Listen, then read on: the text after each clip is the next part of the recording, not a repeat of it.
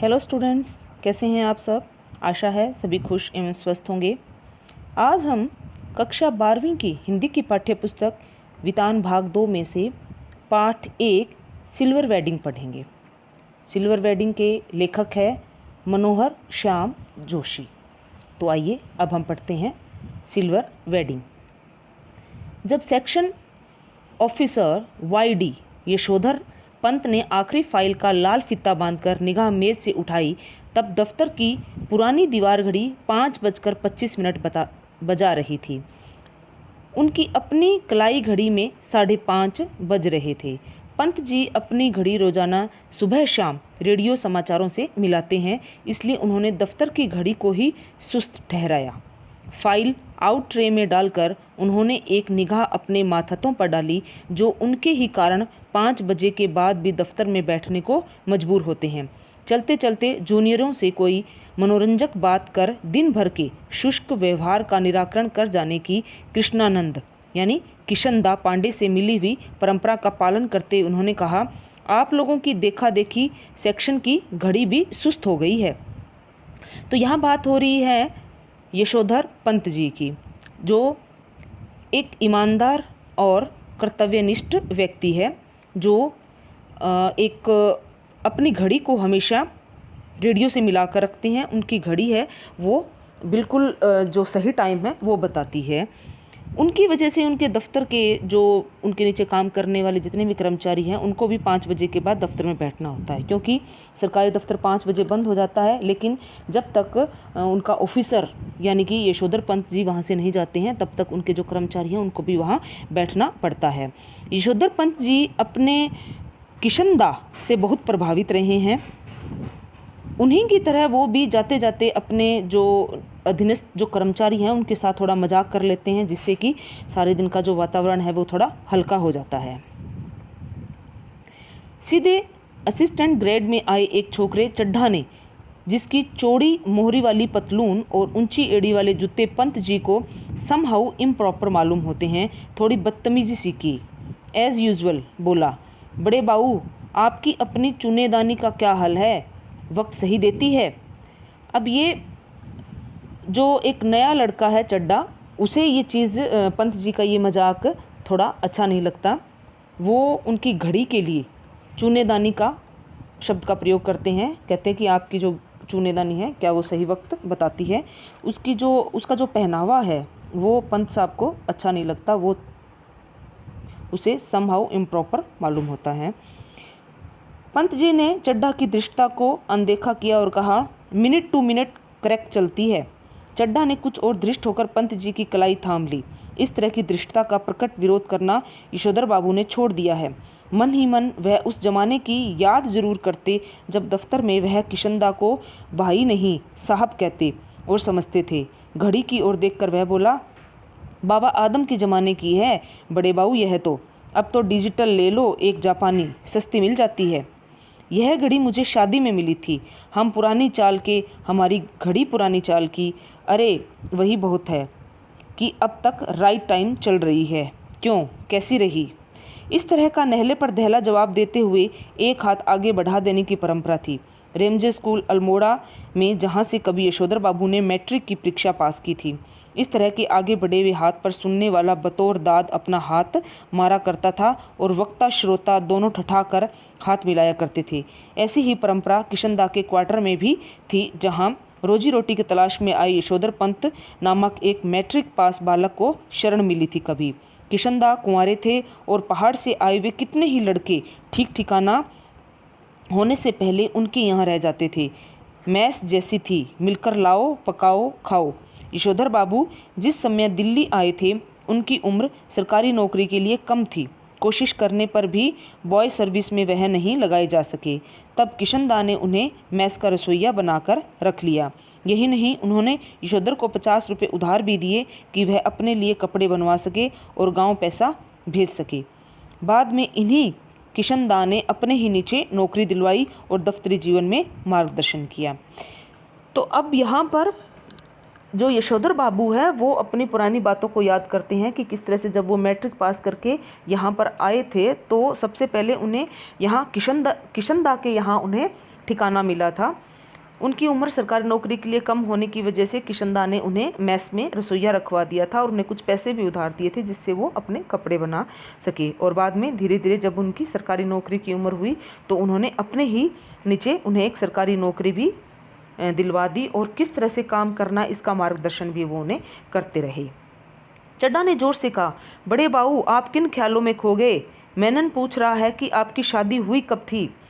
यशोधर बाबू ने सक पकाकर अपना बढ़ा हुआ हाथ वापस खींचा और मेनन से मुखातिब होकर बोले, now let me see, I was married on 6 February 1947। अब उन्होंने अपनी जो शादी की जो तारीख है वो याद करते हुए उन्हें बताया कि उनकी शादी 6 फरवरी 1947 अर्थात 1947 में हुई थी। मेनन ने फौरन हिसाब लगाया और चेक कर बोला, many happy returns of the day sir, आज तो आपका सिल्वर वेडिंग है, शादी को पूरा 25 साल हो गया। यशोधर जी खुश होते हुए झेंपे और झेंपते हुए खुश हुए। यह अदा उन्होंने किशनदा से सीखी थी। चड्ढा ने घंटी बजाकर चपरासी को बुलाया और कहा, सुन भाई भगवान दास, बड़े बाबू से बड़ा नोट ले और सारे सेक्शन के लिए चाय पानी का इंतजाम कर फटाफट। यशोधर जी बोले, अरे ये वेडिंग एनिवर्सरी वगैरह सब गोरे साहबों के चोंचले हैं, हमारे यहाँ थोड़ी मानते हैं। चड्ढा बोला, मिक्सचर मत पिलाइए गुरुदेव, चाय मट्ठी लड्डू बस इतना ही तो सौदा है, इसमें कौन आपकी बड़ी माया निकली जानी है। अब पार्टी करने के लिए सारे तैयार हो थे, लेकिन यशोधर बाबू को थोड़ा ये चीज़ आउट ऑफ फैशन लग रही थी या अंग्रेज़ों के ज़माने की लग रही थी। तो उन्होंने जैसे ही मना किया तो उनका जो ऑफिस में जो काम करने वाला चड्ढा है वो कहता कि सीधा आप चाय मट्ठी लड्डू ही खिला दीजिए, ज़्यादा बड़ी पार्टी आप मत कीजिए, ज़्यादा बड़ी रकम आपकी हम जेब से नहीं निकलवाएंगे। यशोधर बाबू ने जेब से बटुआ और बटुए में से 10 का नोट निकाला और कहा, आप लोग चाय पीजिए, दैट तो आई डू नॉट माइंड, लेकिन जो हमारे लोगों में कस्टम नहीं है उस पर इंसिस्ट करना, दैट मैं समहाउ इनप्रॉपर फाइंड करता हूँ। अब किशनदा ये पार्टी करना हमारी परंपरा नहीं मानते थे, इसलिए उन्हें कहा कि आप लोग चाय पीजिए, लेकिन मुझे ये पार्टी करना अच्छा नहीं लगता। चड्ढा ने 10 का नोट चपरासी को दिया और पुनः बड़े बाबू के आगे हाथ फैला दिया कि एक नोट से सेक्शन का क्या बनता है, रुपये 30 हो तो चुग्गे भर का जुगाड़ करा सके। सारा सेक्शन जानता है कि यशोधर बाबू अपने बटुए में 100-150 रुपये हमेशा रखते हैं, भले ही उनका दैनिक खर्च नगण्य है, और तो और बस टिकट का खर्च भी नहीं। गोल मार्केट से सेक्रेटेरिएट तक पहले साइकिल में आते जाते थे, इधर पैदल आने जाने लगे हैं क्योंकि उनके बच्चे आधुनिक युवा हो चले हैं और उन्हें अपने पिता का साइकिल सवार होना सख्त नागवार गुजरता है। बच्चों के अनुसार साइकिल तो चपरासी चलाते हैं। बच्चे चाहते हैं कि पिताजी स्कूटर ले लें, लेकिन पिताजी को समहाउ स्कूटर निहायत बेहुदा सवारी मालूम होती है और कार जब अफोर्ड ही नहीं की जा सकती तब उसकी बात सोचना ही क्या। अब यशोधर बाबू की जेब में सबको पता था कि 100-150 रुपये होते हैं, लेकिन उनका खर्च ना के बराबर था क्योंकि वो बस टिकट भी नहीं लेते थे। पहले वो साइकिल पे आते थे, लेकिन उनके जो बच्चे हैं अब वो जवान हो चुके हैं और उन्हें अपने पिता का ऐसे साइकिल पर जाना अच्छा नहीं लगता। वो उनके बच्चे आधुनिक है, आज के ज़माने के हैं, तो वो सोचते हैं कि चपरासी ही साइकिल पर जाता है। वो अपने पिता को इस बात के लिए मनाने की कोशिश भी करते हैं कि वो स्कूटर ले ले, लेकिन स्कूटर भी यशोधर बाबू को अच्छा नहीं लगता और कार लेने की उनकी हैसियत नहीं है, इसलिए उसकी बात भी वो नहीं सोचते। चड्ढा के जोर देने पर बड़े बाबू ने 10-10 के नोट 2 और दे दिए, लेकिन सारे सेक्शन के इसरार करने पर भी वह अपनी सिल्वर वेडिंग की इस दावत के लिए रुके नहीं। माथत लोगों से चलते चलाते थोड़ा हंसी मजाक और कर लेना किशनदा की परंपरा में है। उनके साथ बैठकर चाय पानी और गपाष्टक में वक्त बर्बाद करना उस परंपरा के विरुद्ध है। उनको पैसे देकर यशोधर बाबू वहाँ से चले गए क्योंकि वो पार्टी में वहाँ शामिल नहीं होना चाहते थे। इधर यशोधर बाबू के दफ्तर से लौटते हुए रोज बिड़ला मंदिर जाने और उसके उद्यान में बैठकर कोई प्रवचन सुनने अथवा स्वयं ही प्रभु का ध्यान लगाने की नई रीत अपनाई है। यशोधर बाबू वहाँ से दफ्तर से निकल के सीधा घर नहीं जाते थे, वहाँ से वो बिड़ला मंदिर और वहाँ उसके पार्क में बैठकर उद्यान में बैठकर वो कोई प्रवचन सुनते थे या फिर वहाँ बैठकर खुद ही प्रभु का ध्यान लगा लेते थे। यह बात उनके पत्नी बच्चों को बहुत अखरती है। बब्बा आप कोई बूढ़े थोड़ी ही हैं जो रोज़ रोज़ मंदिर जाएं, इतने ज़्यादा व्रत करें, ऐसा कहते हैं वे। यशोधर बाबू इस आलोचना को अनसुना कर देते हैं। सिद्धांत के धनी की किशनदा के अनुसार यही निशानी है। उनके बच्चों का उनका रोज़ रोज़ मंदिर जाना अच्छा नहीं लगता। वो सोचते हैं कि जो बूढ़े हो जाते हैं वही रोज़ रोज़ मंदिर जाते हैं। वो अपने पिता से कहते हैं कि आप अभी बूढ़े थोड़े ही हुए हो, आपको तो रोज़ रोज़ मंदिर नहीं जाना चाहिए। लेकिन किशनदा इस बात को भी उनको अनसुना कर देते हैं। बिरला मंदिर से उठकर यशोधर बाबू पहाड़गंज जाते हैं और घर के लिए साग सब्जी खरीद लाते हैं। किसी से मिलना मिलाना हो तो वह भी इसी समय कर लेते हैं। तो भले ही दफ्तर 5 बजे छूटता हो, वह घर 8 बजे से पहले नहीं पहुंचते।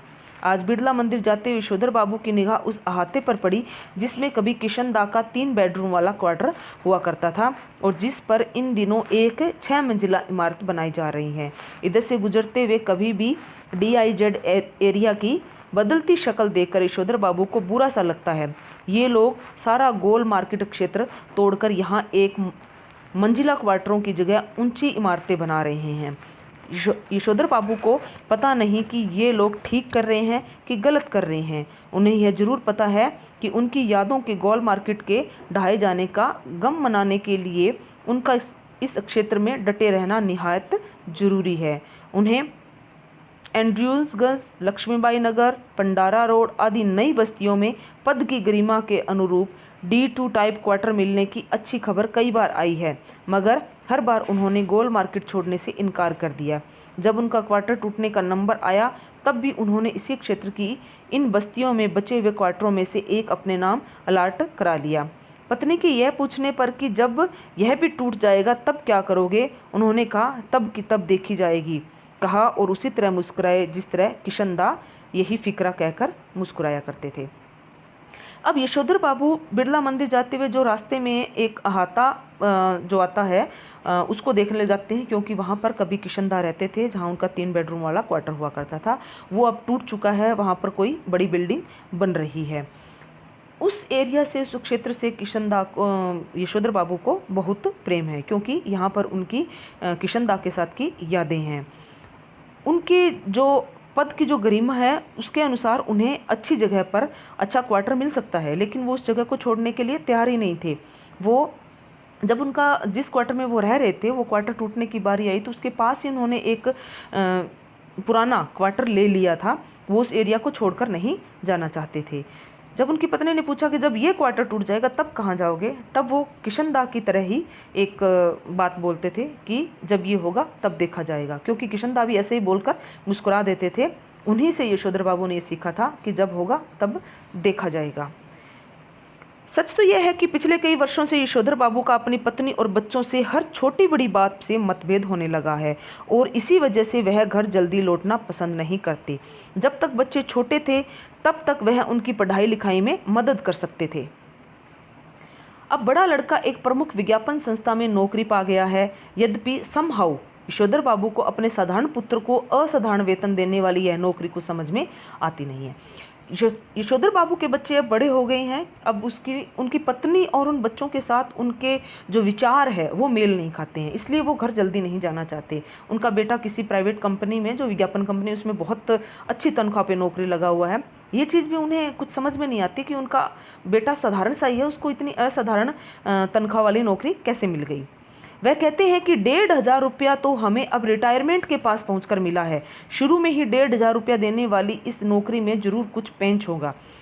यशोधर जी का दूसरा बेटा दूसरी बार IAS देने की तैयारी कर रहा है और यशोधर बाबू के लिए यह समझ सकना असंभव है कि जब यह पिछले साल एलाइड सर्विसेज की सूची में माना काफ़ी नीचे आ गया था तब इसने ज्वाइन करने से इनकार क्यों कर दिया। उनका तीसरा बेटा स्कॉलरशिप लेकर अमेरिका चला गया है और उनकी एकमात्र बेटी न केवल तमाम प्रस्तावित वर अस्वीकार करती चली आ रही है, बल्कि डॉक्टरी की उच्चतम शिक्षा के लिए स्वयं भी अमेरिका चले जाने की धमकी दे रही हैं। यशोधर बाबू जहां बच्चों की इस तरक्की से खुश होते हैं, वहां समहाउ यह भी अनुभव करते हैं कि वह खुशहाली भी कैसी जो अपनों में परायापन पैदा करे। अपने बच्चों द्वारा गरीब रिश्तेदारों की उपेक्षा उन्हें समहाउ जचती नहीं है। एनीवे, जनरेशनों में गैप तो होता ही है सुना, ऐसा कहकर स्वयं को दिलासा देता है पिता।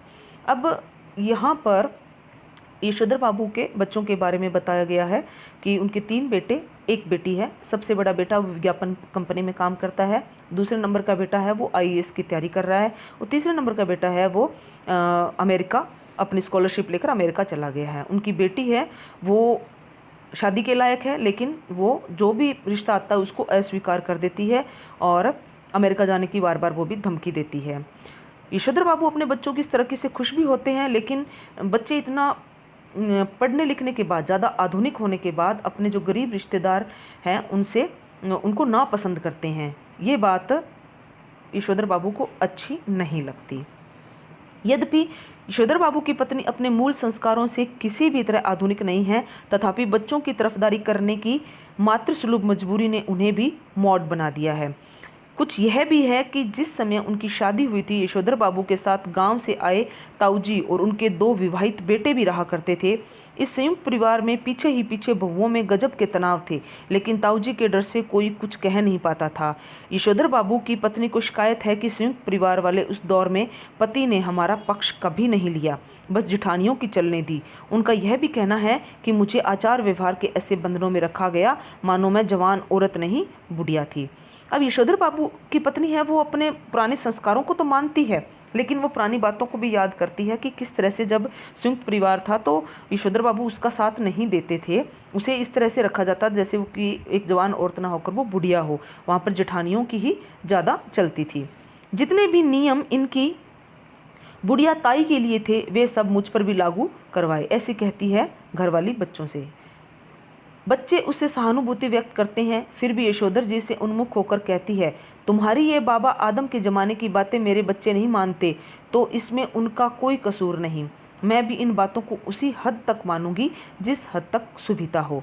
अब मेरे कहने से यह सब ढोंग ढकोसला हो नहीं सकता, साफ बात।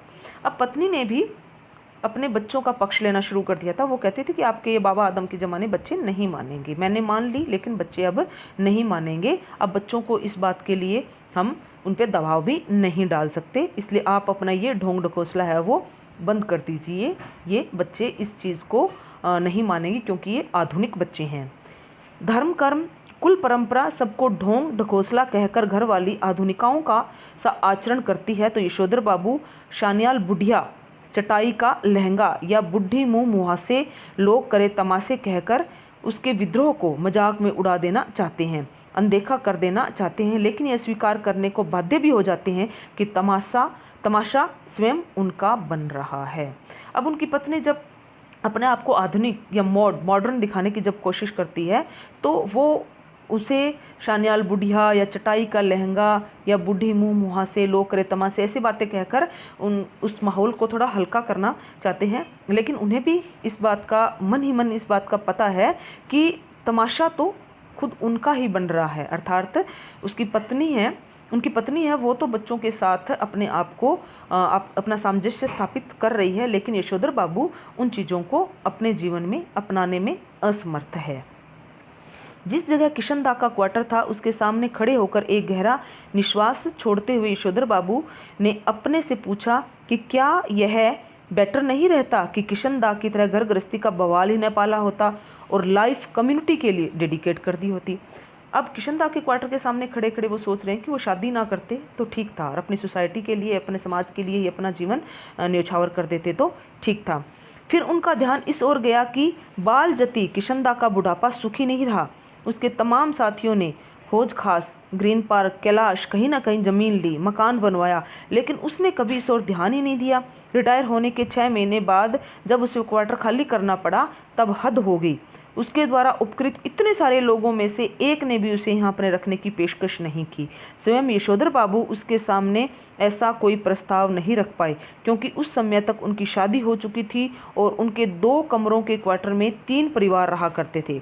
किशनदा कुछ साल राजेंद्र नगर में किराए का क्वार्टर लेकर रहा और फिर अपने गांव लौट गया, जहां साल भर बाद उसकी मृत्यु हो गई। ज़्यादा पेंशन खा नहीं सका बेचारा। विचित्र बात यह है कि उसे कोई भी बीमारी नहीं हुई, बस रिटायर होने के बाद मुरझाता सूखता ही चला गया।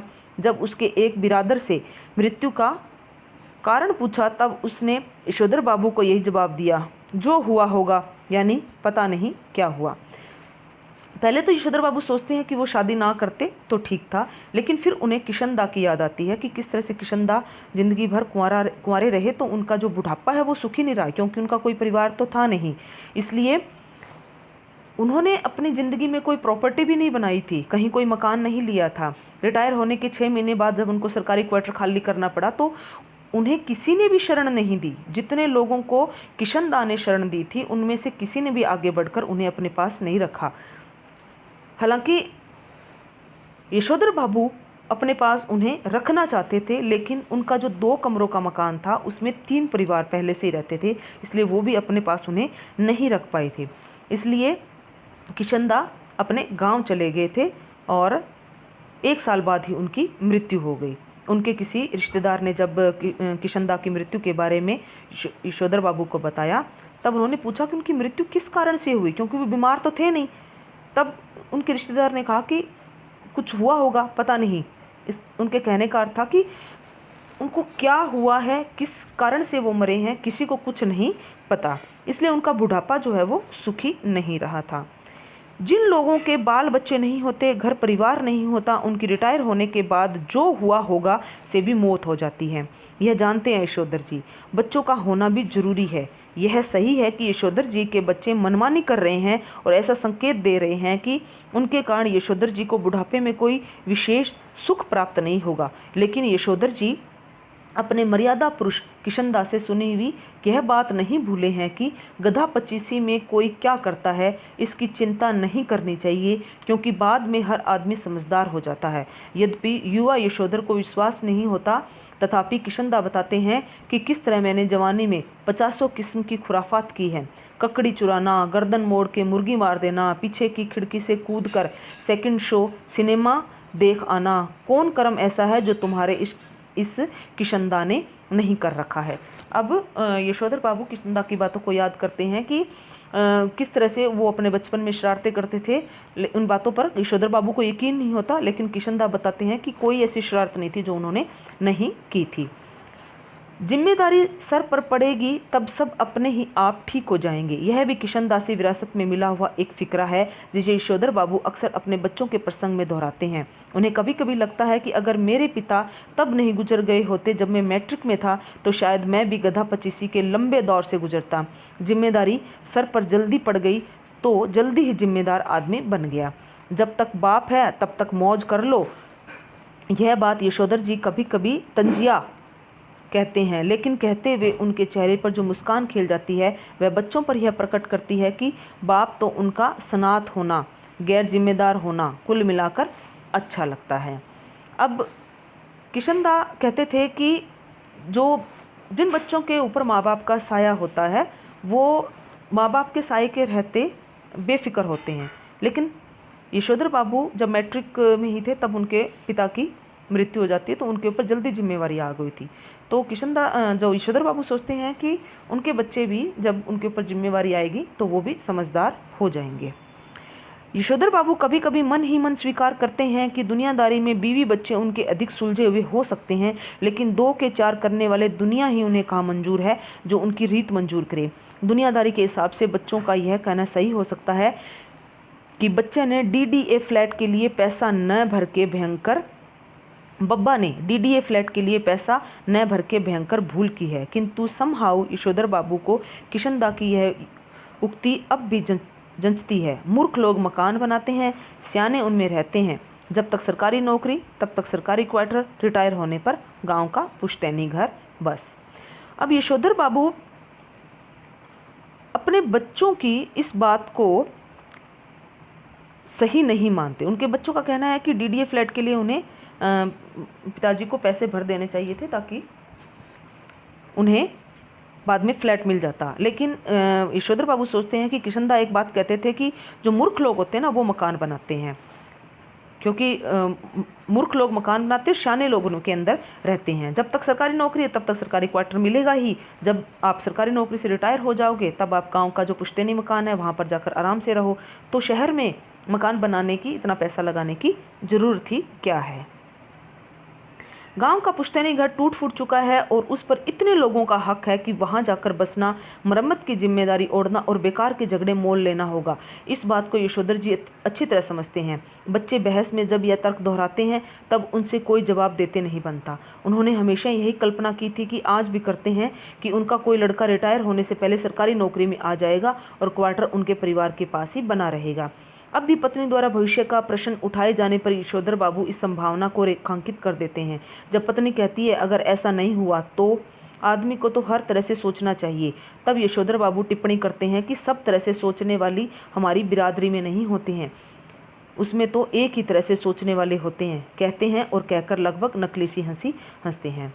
अब यशोधर बाबू अपने पुश्तैनी मकान के बारे में सोचते हैं कि वो टूट फूट चुका है और उसमें भी इतने सारे लोगों का हक है कि उनका परिवार वहाँ कैसे रहेगा। जब बच्चे उन्हें इस बात का एहसास दिलाते हैं तब वो अपनी पत्नी से भी ये बात कहते हैं कि मेरे रिटायर होने से पहले क्या पता कोई लड़का सरकारी नौकरी लग जाए तो हमें फिर से सरकारी मकान मिल ही जाएगा, क्वार्टर मिल जाएगा, तो इसलिए अपना मकान बनाने की ज़रूरत ही नहीं है।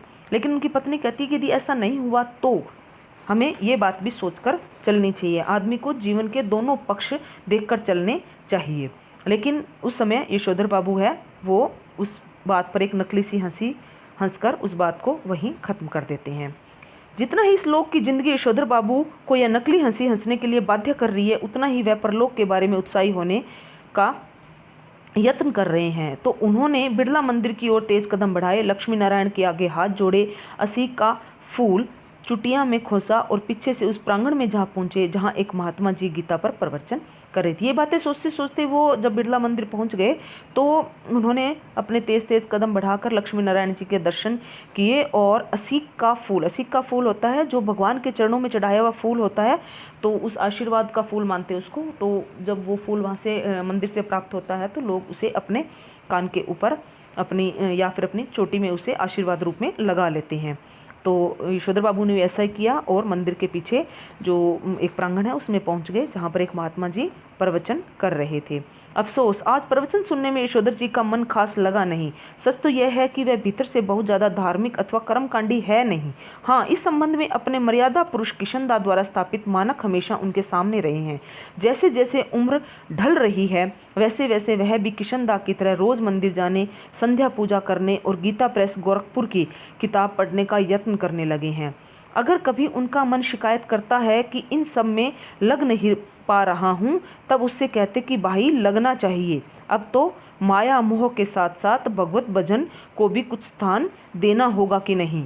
नई पीढ़ी को देकर राजपाट तुम लग जाओ बाट वन प्रदेश की, जो करते हैं जैसा करते हैं करे, हमें तो बस अब इस वर्ल्ड की नहीं, उसकी इस लाइफ की नहीं, उसकी चिंता करनी है। वैसे अगर बच्चे सलाह मांगे, अनुभव का आदर करे तो अच्छा है, अब नहीं मांगते तो ना मांगे। अब यशोधर बाबू का प्रवचन में मन नहीं लग रहा, लेकिन वो मंदिर आना, कर्मकांड करना, ये धार्मिक चीज़ें करना, ये किशनदा से सीखी है उन्होंने। किशनदा की तरह ही वो ये चीज़ें करना चाहते हैं। जब उनका मन कई बार उनसे कहता है कि इस चीज़ में नहीं लग रहा तो वो कहते हैं कि तुम्हें लगना ही पड़ेगा, इस माया मोह से अब हटना ही पड़ेगा। यशोधर बाबू ने फिर अपने आप को झिड़का कि यह भी क्या हुआ कि मन को समझाने में फिर भटक गए। गीता महिमा सुनो। अब यशोधर बाबू ने अपने मन को फिर से गीता महिमा की तरफ लगाना शुरू कर दिया। प्यारे बच्चों, इस पाठ का आगे का भाग हम अगली वीडियो में पढ़ेंगे। धन्यवाद।